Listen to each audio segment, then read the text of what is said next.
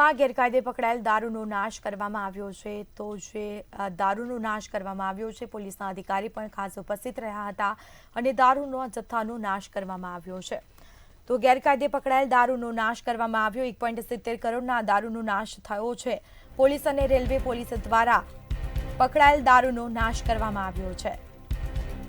પ્રાંત અધિકારી ડીવાયએસપીની હાજરીમાં કાર્યવાહી કરવામાં આવી છે, જેમાં રોડ રોલર વડે દારૂના જથ્થાનો નાશ કરાયો। તો 1.70 કરોડના દારૂનો નાશ કરવામાં આવ્યો છે, જેમાં પ્રાંત અધિકારી ડીવાયએસપીની હાજરીમાં આ કાર્યવાહી કરવામાં આવી। રોડ રોલર વડે દારૂના જથ્થાનો નાશ કરવામાં આવ્યો છે। 1.70 કરોડના દારૂનો નાશ કરાયો છે, જેમાં ગેરકાયદે જે દારૂ પકડાયો હતો તેનો નાશ કરવામાં આવ્યો છે।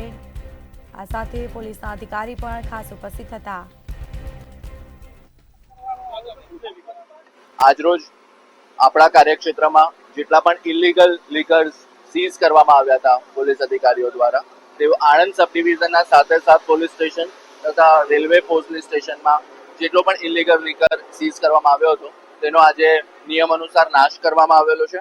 કુલ 1,70,00,000 ના મુદ્દામાલનો આજે નિયમ પ્રમાણે નાશ કરવામાં આવેલો છે।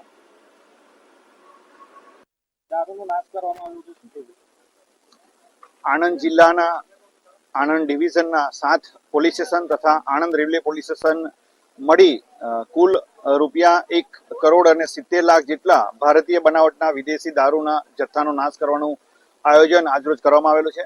પોલીસ અધિક્ષક શ્રી જસાણી સાહેબની સૂચના અને માર્ગદર્શન હેઠળ નામદાર કોર્ટમાંથી આ મુદ્દામાલ નાશ કરવા માટે ઓર્ડર મેળવી sub divisional magistrate Shri, prohibition અને એક્સાઇઝના અધિકારી શ્રી તથા અન્ય અધિકારીઓની હાજરીમાં આજરોજ ચીખોદરા પાસે આ દારૂનો નાશ કરવાનું આયોજન કરવામાં આવેલું છે અને આ પ્રોહિબિશનનો મુદ્દામાલ નામદાર કોર્ટમાંથી હુકમ મેળવી વિધિવત રીતે એસઓપી પ્રમાણે નાશ કરવામાં આવેલ છે।